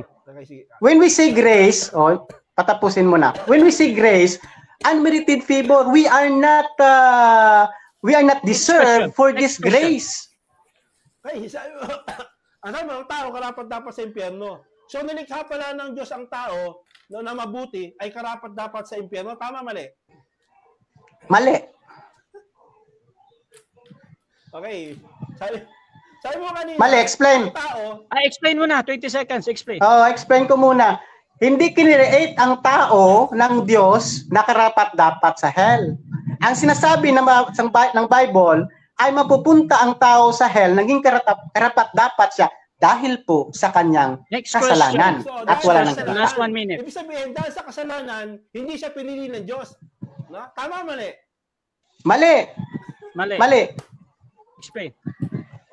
Dahil ang pagpili ng Diyos ay sinasabi ko kanina ay kahit sino ay pinili ng Diyos, hindi ground ng pagpili ng Diyos ang kasalanan. Ang ground ng Diyos ay ang grasya niya. Yun yung binasihan niya kung sinong bibigyan, doon ang ground. Doon niya binuo ang kanyang pagpili. Dahil sa kasalanan, hindi sila pinili. Pero dahil sa kasalanan, sila itinapon, sila pinatay ng Diyos. Tama, mali? Yes, tama. Yes, tama. Explain, bro. Dahil, ang kasalanan ang dahilan kung bakit ako at ang lahat ng tao sana ay pupunta sa impyerno. Tama. Pero dahil gracious ang Diyos, binigyan niya ang makasalanan na ito na karapat-dapat sa hell na sa kaligtasan. Next question. Okay, sabi mo, binigyan siya ng karapat-dapat, ibang tao, karapat-dapat sa kaligtasan. So ano yung purpose ng pagpili ng Diyos? Yun bang makita na ikaw ay masama? O yung makita na ikaw ay nananampalataya sa iyong puso? Ang mananampalataya sa iyong puso, of course. Time. 7 minutes time. Okay, so dyan nagtatapos ang second cross ng ating negative sa affirmative. Dako tayo sa rebuttal din ng ating negative. Pero shoutout muna sa ating nasa live. Sabi ni Aladin Gregorio, anong bayad sa pinili? Pinagsasabi mo, ikaw ba kasama sa pinili? Shoutout din kay Edgar Mandreza. Opo, parehong mali talaga ang aral nila. Shoutout din kay Albert Hinkel. Pero tingnan mo kung gagamitin natin ang Romans 9 mismo, hindi ba't malinaw na si God and Potter na parehong actively gumawa ng vessel for honor at vessel for dishonor, verse 20 to 21. At kung ganun, mas consistent na sabihing parehong active ang ginawa niya. Mahabang yung comment. Shoutout kay Erwin de la Cruz, kung unconditional election is positive, negative, or as synchronous, double predestination not equal ultimacy. Shoutout din mga kapatid dito kay Pastor Aris Imbat, Romans 8:29, for whom he did for no means for love, minahal ng Diyos noong una pa. Dako tayo mga kapatid kay Pastor Eric sa kanyang rebuttal. Your time start na, Pastor. Okay. So dito kitang-kita po natin yung mga sagot ni Pastor Filimon, na hindi po natin alam kung saan talaga susuot o saan pupunta. Kasi nga kung makikita po natin yung mga contradiction na hindi niya napapansin sa ating mga tanong at yung kanyang mga sagot. Tulad ng sinasabi natin na kailan ba nabuhos ang dugo ni Kristo? Sabi niya sa bagong tipan. So sa lumang tipan ba meron ng pagbuhos? Sabi niya, konsepto. Pero sabi ko, yung pagbuhos mismo ng dugo ni Kristo, doon ba nabuhos sa lumang tipan? Sabi niya, hindi. Hindi. So, binibigyan niya ng diin na yung pagkabuhos ng dugo sa bagong tipan, yun yung paraan ng pagliligtas ng Diyos ang pag-aaring ganap. So, lumalabas na yung pag-aaring ganap at pagliligtas ng Diyos, merong layon. Yun yung tinutukoy natin eh. Merong purpose ng Diyos kung bakit nandito si Kristo. Yun ang hindi niya nakuha no? Medyo nahilo siya ron, no? Na ano layon ni Kristo? Bakit pa sinugo kung meron na palang pinili? No? Before the foundation of the earth. Ngayon, yung pagpili pala, kahit naman wala si Kristo, pwede naman pipili ang Diyos kasi ginamit niya natin yung kay Noah eh. Wala naman si Kristo pero nakapili siya, di ba? So ano layo ng pagpako at pagbuhos ng dugo ni Kristo? Di ba? Kita niyo yung simple analogy no na ating pong ginagamit sa ating mga tanong. So pinapili ko siya, ikaw ba? Sabi niya, hindi naman ako Diyos, hindi ako karapat-dapat. Sabi ko nga bilang tao, ikaw mismo. So ako, papiliin mo ako bilang tao, ako gusto ko lahat maligtas. Walang iiyak, walang mamamatay. Walang lahat ligtas, masaya. Papiliin mo ako, yun ang gusto ko. No? Kasi yun sabi mo nga, yun yung love ng Diyos eh. No? Yun yung pag-ibig ng Diyos. No? Paano mo maipapakita na ang pag-ibig ng Diyos? No? Therefore, walong kaluwalang ang ligtas mo at yung iba, pinarusaan mo, pinatay mo. Asan yung katarungan doon? Kaya yun ang hinahalukay natin eh. Yun yung inaalam natin, yung aral nyong yan. Sabi ko, bakit ba pinarusahan ng Diyos yan? Sabi mo sa kasalanan. Ibig sabihin, hindi sila pinili dahil sila yung makasalanan?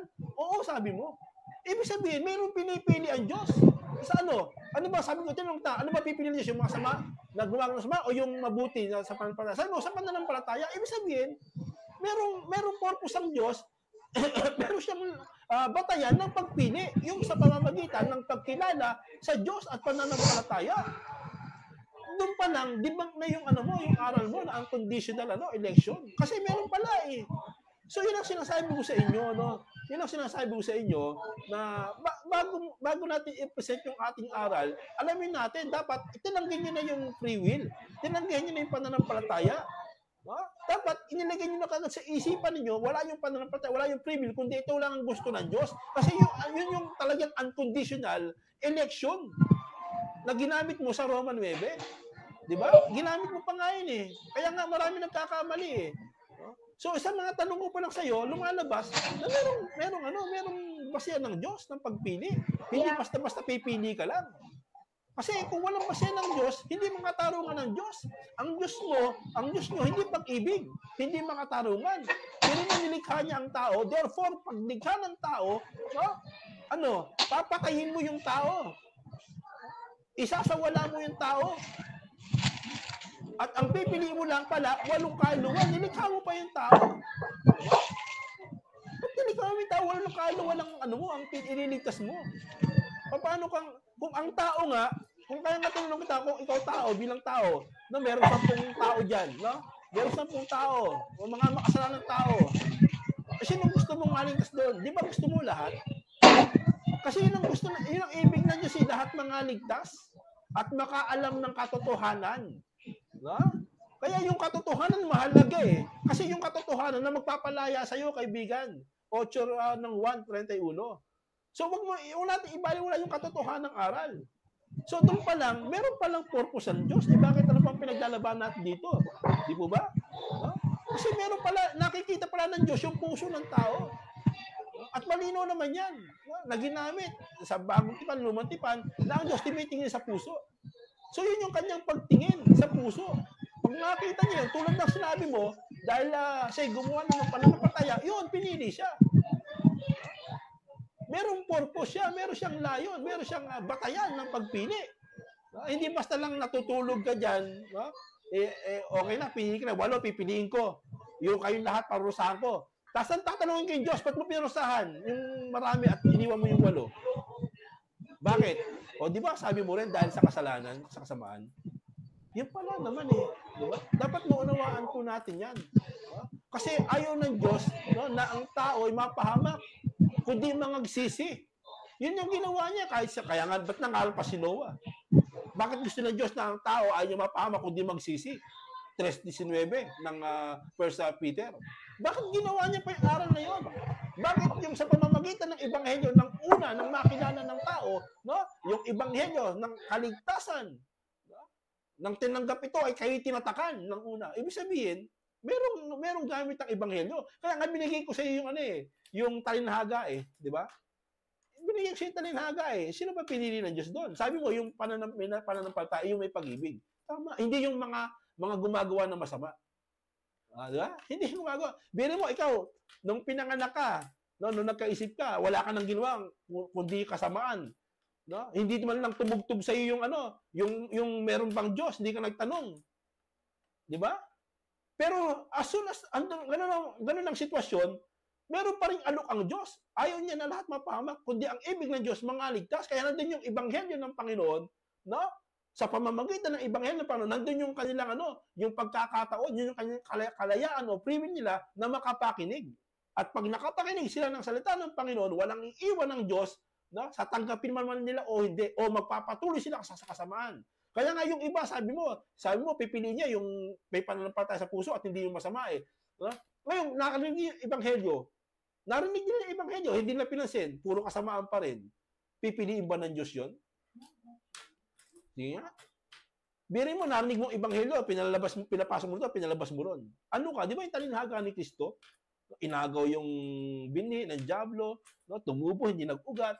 So, ganun ang ginagawa ng tao. So, natin yung pagpili ng Panginoon. Anong kabuluhan? So, meron kang gagawin. Meron kang effort. Ano yun? Yung utos ng Diyos. Manampalataya ka sa Panginoon o sa Diyos. Kasi walang kwenta yung sabihin mong utos ng Diyos, manampalataya. Walang kabuluhan niya. May pinili na Di ba?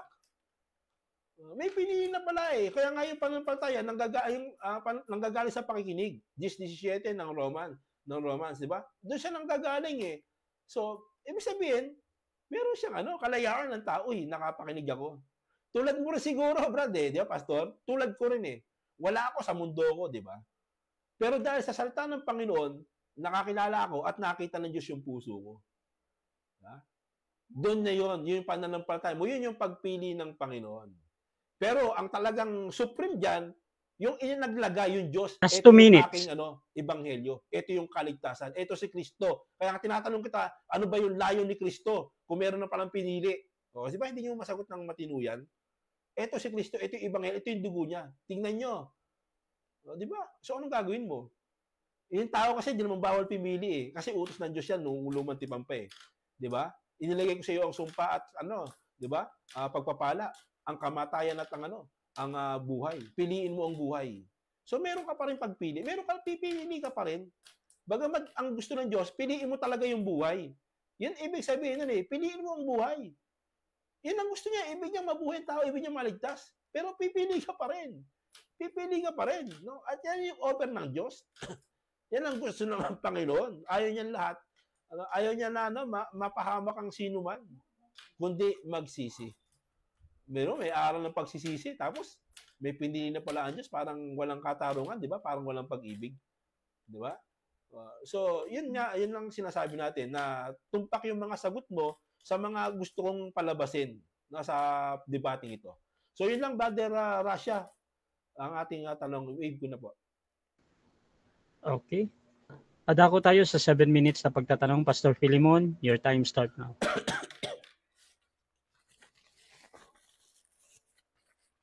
Ka, Pastor, nakamute. Salamat po, Brother Eric, sa iyong sinabi at iyong inilatag. This is my first question. So, I would like to clarify, gusto ba ng Diyos maligtas ang tao? Like for example, doon sa time ni Noah, gusto ba ng Diyos maligtas yung mga taong ito at hindi mapapahamak sa flood? Okay na po, Brother Rasha. Wait ko na po. Proceed sa tanong, Pastor, ulit. Paki-reset ng time ko, paki-reset. Pastor Eric, nadidinig mo kami? Pastor Eric? Pastor Eric? Baka sa live ka na nakikinig, Pastor. Dito ka sa Messenger. Pastor? Pastor Eric? Brother Rasha, wala po akong marinig. Pastor? pakisabi nga kay Pastor Eric. Pastor Eric? Pastor Eric? Pastor Eric? Pastor, wala kang Hindi mo kami maririnig? Nick? Pa-fix mo na. Cross-examine na ito, hindi mo na narinig ha? Yung ano? Speaker? Pa-check mo na. Naku pa, na-empty ako. Pastor, nadidinig mo na? Patay palang speaker. Namatay. Okay, so habang naghihintay tayo kay Pastor Eric, shoutout muna sa ating nasa live mga kapatid. Shoutout dito kay Rosilio Comia at Aladin Gregorio, si Edgar Mandreza, nandyan din si Albert Hinkel ng Victory Church, Brother Erwin de la Cruz ng Southern Baptist Church, nandyan din si Pastor Aris Imbat ng Reform, yung naka-Japanese, shoutout din kay Johanna, nandyan, at dito din kay Denmar Santiago ng SDA. Ayan. Ibang charger nakaayaw Hindi mo kaya na gumana. Ibang charger. Hello, Pastor? Dinig ba? Hindi pa din? Hindi yan. Bakit mo ito? Ibang saksakan. Okay, so... Mahina kasi saksakan na yan eh. Mahina yung saksakan na yan. Pastor Eric, narinig mo na kami? Parang nagpi-fix pa siya. Pastor, Eric? Okay, shoutout din kay Johnny Kapangpangan ng SDA, mga kapatid. Nandiyan din si Marty Centino ng Preterism. Shoutout din mga kapatid kay Jubong ng JW. At dito kay Brother Albert Hinkel, co-admin ng Debaters Convention. Shoutout sa iyo, bro. At nandiyan din si Jesse Baracheta ng Born Again Church. At nandiyan din si August Magnus, isang ex-MCGI. Sa tatlong sister ko, si Sis Maria, Sister Grace Barrios at si Sister Emmy, isang malaking shoutout sa inyo. Brother Zach Jacob din ng Pantay Pinto, shoutout sa inyo. Pastor Sendo ng Born Again, Bishop Ramon Leroy ng Born Again, Brother Noel Perfecto, mga kapatid ng Roman Catholic Church, at Brother Denmar Santiago ng Seventh-day Adventist Church, mga kapatid. Nandyan din si Brother Renny ng Born Again, si Pastor Bal ng End Time Church, mga kapatid. Isang malaking shoutout din sa inyo dyan. At nandyan din si okay. Bro, Eric, yes. Dinig mo na? Okay na. Okay. So, reset tayo ng time, 7 minutes. Pastor Philemon, your time start now. Tanong. Okay, Pastor Eric, salamat sa nilatag mo. Doon tayo magtatanong sa account ni Noah. Gusto ba lahat ng Diyos noon na maligtas ang mga tao na predisingan ni Noah? Gusto ng Diyos. Gusto daw. Kasi nilikha ng Diyos yung tao na mabuti. No, hindi naman nilikha yan para ipahamak. Wala ka naman makikita sa Biblia. Nilikha ang tao para parusahan o patayin o ipahamak. No? So, nung nilikha ng Diyos ang tao, yan po yung kaligtasan nila eh. Kaya nagkasala sila eh. Gusto ba ng Diyos na magkasala? Parang tanong mo, gusto ba ng Diyos na magkasala ang tao? Di ayaw niya rin eh. Next question. Alam ba ng Diyos na mananampalataya ang mga tao, na hindi mananampalataya ang mga taong yon? Alam ba daw? Ginagaling nga sa iyo yun eh, na masasama eh. 'Di ba? Gumawa ng kasamaan eh. So, kaya nga pinapili kita eh. So, kaya sabi objection, moderator. Objection, proceed.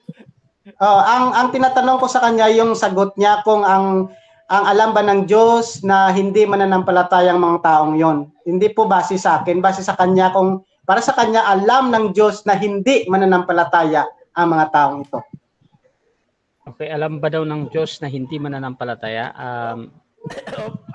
Brother Rasha, parang nasagot ko na, oo nga, kala baka mahina. Oo daw, alam daw niya. So, proceed, Pastor Eric, doon sa alam ng Diyos. Alam nga ng Diyos yun eh. Kaya nga, nanggaling din sa'yo, sa sagot mo, na kaya pinarusahan yan, dahil nga sa kasamaan nila, no, sa kanilang kasamaan o kasalanan, no, na sila'y nilipol ng Diyos. So, alam niya yon.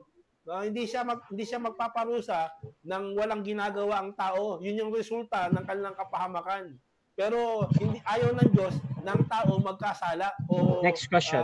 patayin niya. Oh, next question. So, alam pala ng Diyos na hindi sila mananampalataya. Bakit pa ng Diyos sinuwa na i-preach ang gospel doon sa kanila? Ay, syempre natural. Kaya nga kaya nga sabi nga, 'di ba? Alam ng Diyos dahil nga tulad ni tawag ito sa Balyena si propeta si propeta na sinugo ng Diyos sa di ba?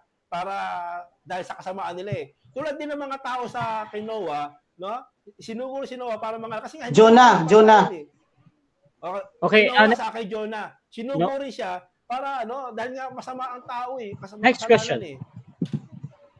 So ang tanong ko, Pastor, ganito, again, alam ng Diyos na hindi sila mananampalataya. In what sense na sinugo pa si Noah na sila ay pagpasisihin ng Diyos o for repentance? Alam naman ng Diyos na hindi sila mananampalataya. Alam ng Diyos na hindi sila mananampalataya, kaya nga ginawa ng Diyos dahil nga ang tao may free will.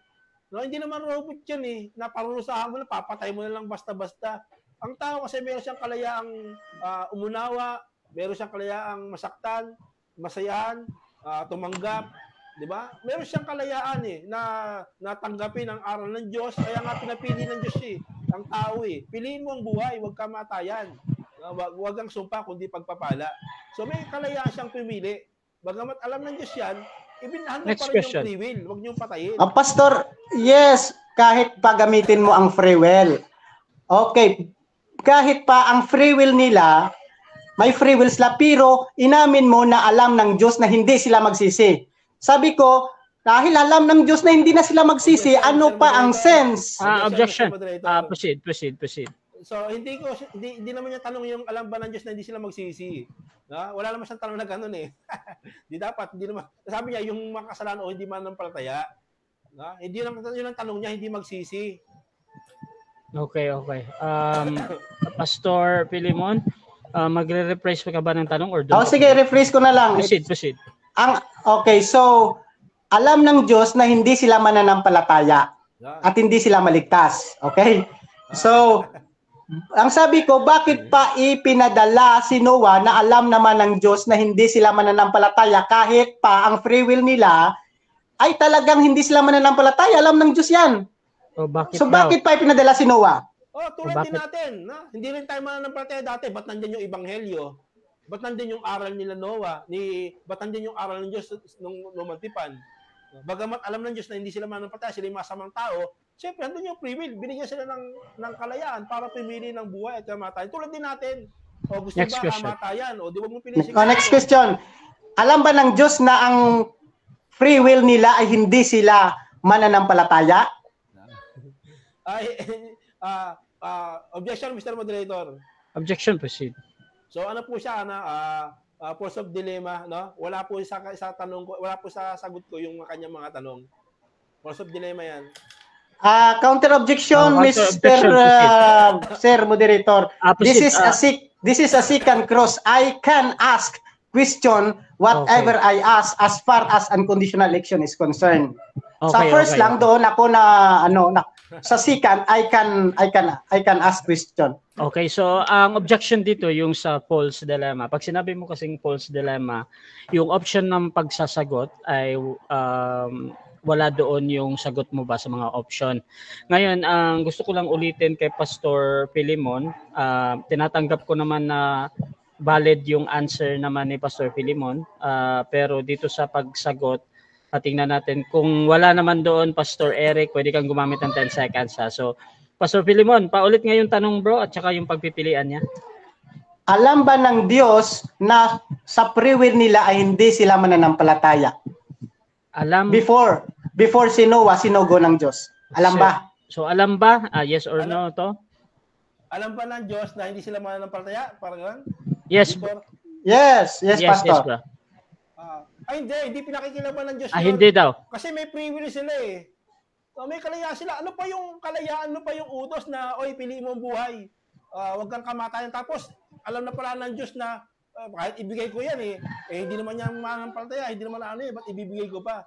Hindi ka naman. Kaya nga sa atin, umiiral yung kalayaan natin. Nandun yung utos, nandun yung salita Next question, please. Mo na lang. Next question. Did you believe God is omniscient or not? Yes. Yes daw. Paano siya naging omniscient? Dahil nga sa puso mo. Pag imira ng puso at isip mo, alam na ng Diyos yun. Kapag may ginuguni ka na, pag meron ng kinataang puso mo, alam ng Diyos yun.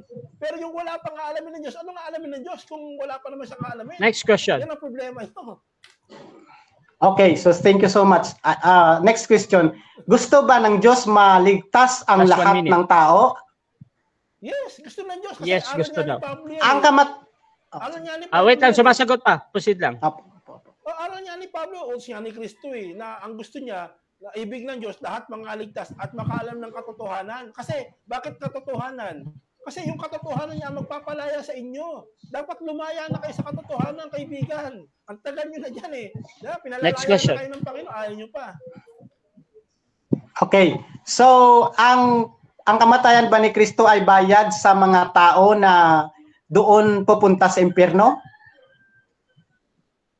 Ang kamatayan ng Mr. Moderator, objection, Objection. ano lang po, specific lang yung tanong, paki-clarify lang. Okay, paulit na lang. Tapos Pakapapos ng time ko, Brother Rasha. Naka-post yan. Pakilagyan na lang ng categorical, Pastor. Okay, so ang i-clarify ko, since naniwala si Pastor Eric na ang kaligtasan ay para sa lahat ng tao sa mundo, ang tanong ko, follow-up question, ang kamatayan ba ni Kristo ay para rin sa tao na pupunta sa impyerno? Mamatay sila, pupunta sila sa impyerno dahil we know that there is a specific person na pupunta sa impyerno. Si Kristo ba nagbayad pa rin sa kanila? Hindi. Namatay si Kristo sa kanila? Okay Hindi na. daw, hindi. Hindi, ang kamatayan ni Kristo hindi para papuntahin ng tao sa impyerno. Ang kamatayan ni Kristo para iligtas ang tao. Brother Rasha, hindi niya na grasp o na understand yung tanong ni Pastor Eric. Ganito ha. Ang question dito kung ang mga nasa impyerno ba daw ay niligtas din ni yung kabayaran, 'di ba, Pastor? Binayaran din ni Kristo. Yes, parang ganoon. Binayaran din ba daw ni Kristo yung mga napunta sa impyerno? Kung yes, ang very salitang good. Kung ang salita doon daw sa sagot mo, Pastor, na ang lahat daw ay tinubos ni Kristo. Pati ba daw doon yung mga taong nasa impyerno, tinubos din daw ba daw yun ni Kristo? Yes or no? Very good. Okay. Very good. So, past tense Yes na or pala, no? Okay. Kala ko kasi yung present tense lang. So, pagka gano'n na sa impyerno, wala nang pagkakataon yun na maligtas, kapatid.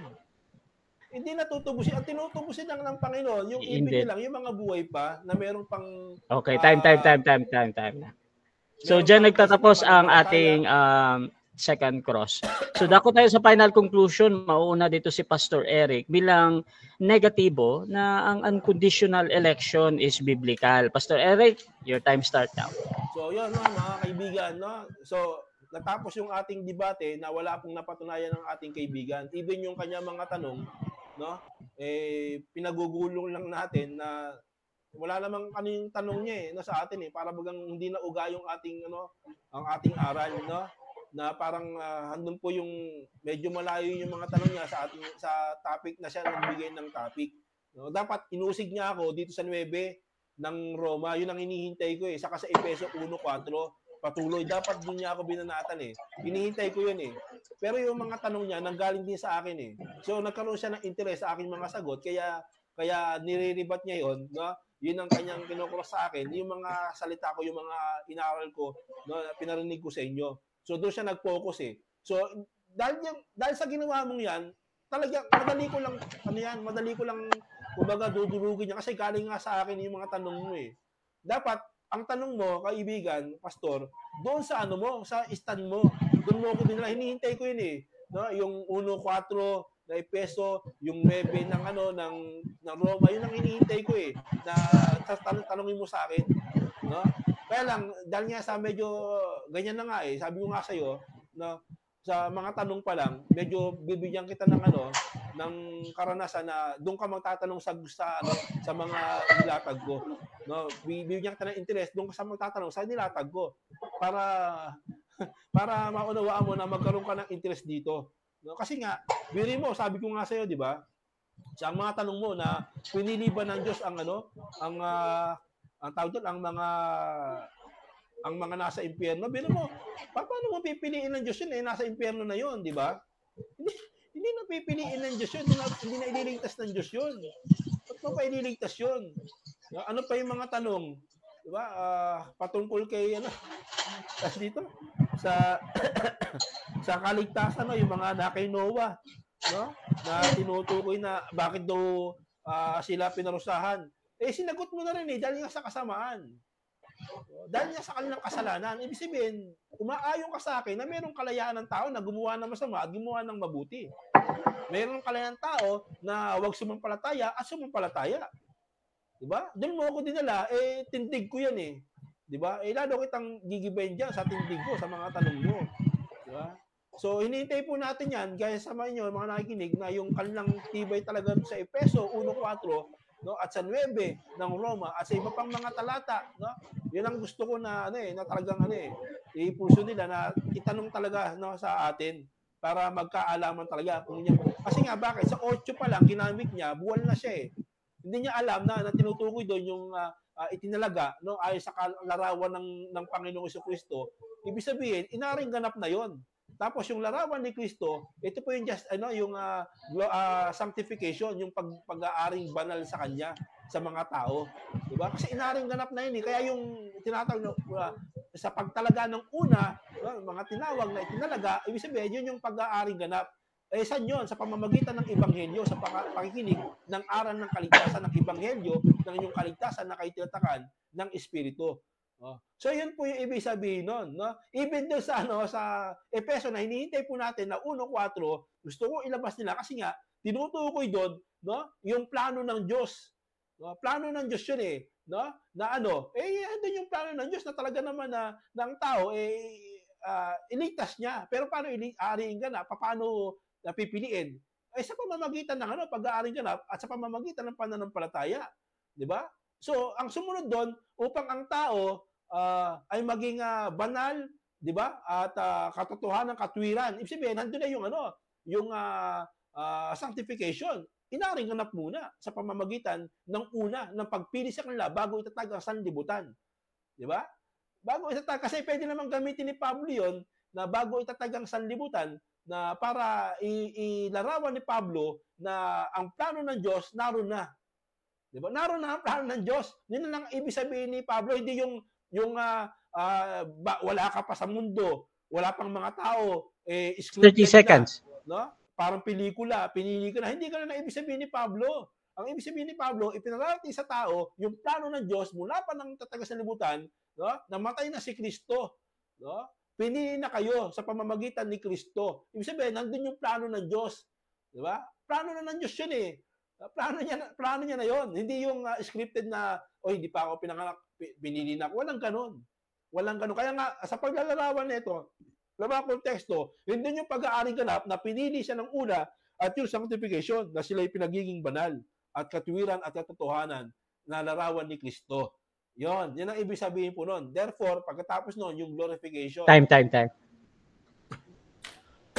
Okay, dako tayo sa ating affirmative, Pastor Philemon, sa iyong pinatutunayan na ang unconditional election is biblical. Your time start now. Kapastor. Okay, so thank you so much for that statement from Pastor Eric. Actually, hindi ako po siya unang sa aking mga tanong doon sa first stand niya. Dito lang ako sa last na, you see, if we are going to ask them based talaga sa karakter ng Diyos, ay talagang makikita natin na magbabanggaan ang kanilang principle at maging inconsistent. So, again, I will clarify. Ang sinabi ko kay Pastor Eric, unang tanong ko, naka-systematic yun eh. Sinimplified ko lang. Sinabi ko sa kanya na kung ang tao, kung ang desire ba, gusto man ng Diyos na maligtas ang lahat. Nung sinabi niya, yes. And then sinabi ko una sa kanya doon sa account ni Noah, na alam ba ng Diyos na ang nag-preach si Noah sa mga tao na yon, ang mga tao na yon ay hindi mananampalataya? Sabi niya, yes, he affirmed na alam ng Diyos na hindi mananampalatayang tao, ang mga tao na yon, hindi sila maliligtas. they will die on the flood if we are going to elaborate sa sinabi niya na hindi talaga mananampalataya. Now, ang tanong ko, kung alam ng Diyos na hindi pala mananampalataya ang mga tao na yon dahil omniscient ang Diyos, bakit niya pa ipinadala si Noah doon para mag-preach? And then, he cannot answer that question. He appealed to free will. Look, he made a huge problem because he appealed to free will. And sabi niya, because of free will, dahil ang tao may free will. And then, I know that is libertarian free will ang sinasabi niya. And then, ang sinasabi ko sa kanya, even though ang free will nila ay they will not believe Noah, sa preaching ni Noah, alam ba ng Diyos na hindi sila mananampalataya sa free will nila? According sa free will. Sabi niya, hindi. Dahil hindi daw pinakialaman ng Diyos ang free will. Ang consistent na sagot nun, alam ng Diyos kung mananampalataya sila at hindi. Dahil omniscience ang Diyos. Even though he will appeal to free will. Ang free will, yes or no, they can choose A, they cannot choose A. He can and he cannot choose A. That is free will. May choose sila, either they will believe or not. Alam ng Diyos na hindi sila. In what sense? Na alam pala ng Diyos na hindi sila mananampalataya. Alam ng Diyos yon. Bakit pa pinadala si Noah? No. For us, there is the answer. Dahil ang preaching ng siya nag-brought up yun. Siya nag-brought up ng case ni Noah. And if, for the benefits of others, if they believe, we need to study about the account of Noah. Yun yung ark ni Noah. It's para lang yun sa 8 person at sa mga animals. Kung ang mga tao doon mag-believe sila, hindi sila kasya sa ark. So ang why? Bakit pinadala si Noah to preach them, to judge them? Ang gospel ay may dalawang message na ibinibigay: to save the elect, and to judge, to condemn through the gospel sa mga non-elect. Now, dako tayo doon ang inamin niya ni Pastor Eric na si Kristo ay namatay sa lahat at gusto ni Kristo na iligtas ang lahat. Pero doon nag-wave siya doon sa last na sinabi niya na kinaklarify ni Brother Rasha, through our moderator, na yung mga tao sa hell, niligtas din ba sila ng Diyos? Binayaran din ba sila ni Kristo? Ang sinabi niya, hindi.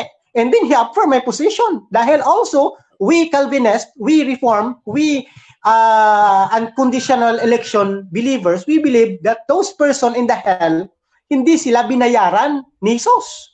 Because kung binayaran sila, hindi na-save sila. May binayaran ka, na-save ka. So very clear that Christ that died for them, did not elect them for salvation. Yun yung dahilan na pupunta sila sa impyerno. So hinaffirm niya ang aking position na hindi sila binayaran kasi doon na daw sila sa hell. But my question is very clear. At doon naging inconsistent sa kanya. Gusto ng Diyos maligtas ang lahat. Pero inaffirm niya rin, I don't know kung nalito lang si Pastor, inaffirm niya rin na ang mga tao sa hell ay hindi raw binayaran dahil at doon na sa hell. Time. Okay, so dyan nagtatapos ang debate natin between Reformed Baptist mga kapatid versus CJCLS. So before natin i-end yung ating live, syempre gusto ko muna kayo magpasalamat sa lahat na manonood at makakapanood pa nito. Pastor Philemon, mauna ka. Okay, first and foremost, thank you Brother Rasha for making our debate very well. As usual, you done very well. At sa aking nakausap, sa aking katunggali, actually, we are friends. Wala kaming issue personal. And hindi ko masyado kilala si Pastor. Dito lang kami sa Facebook, nagkita at nakilala ko siya through Russia TV. And wala po kaming issue personal. Ang aming pinaglalaban ay about lang sa aming principle sa Bible.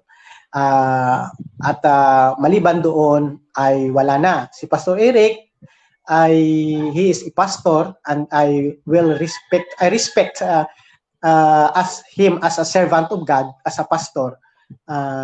Kaya nga tinanong ko siya before kung anong sect, anong pangalan ng kanilang simbahan, because I believe that he is a pastor of the believers of Jesus Christ. So yun lang yung aming contention sa sa belief lang, actually hindi ko siya hinamon. Hinamon ko ba siya? Kasi ang gusto kong iba yung gusto kong makalaban, but because he is willing to engage discussion, at nakita ko naman na intriga ako sa kanyang mga debate, dahil sa kanyang debate palagi lang siyang panalo, no? At medyo may napakaangas sa debate.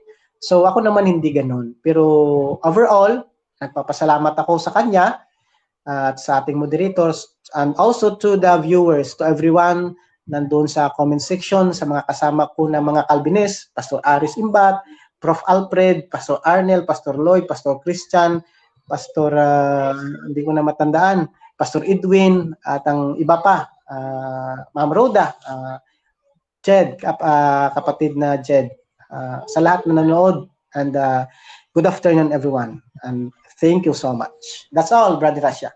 Okay, at ako din tayo kay Pastor Eric. Pasalamat. Doon, kay muna sa lahat, siyempre, salamat sa Panginoon at tayo binigyan ng pagkakataon upang makapag-aral ulit ng mga salita ng Panginoon. Even dito sa ating moderator ng bayan, Brother Rasha, na patuloy na nagagamit yung kanyang platform para magpahayag ang bawat isa ng pananampalataya at aral. Siyempre, dito rin sa ating kaibigan, si Pastor Filimon, no? Actually, marami tayong kaibigan na mga katulad niya, no? Andiyan naman sila, Brother Erwin, Brother Arnel, no? Na mga galing din ng mga debatista. So, mga kaibigan natin, lalo na kay Brother Arnel, no? Wala tayong masama. Nag-uusap kami lagi niyan, eh. Kahit sa phone, nagtatawagan kami. So, ito kasi debate lang, no?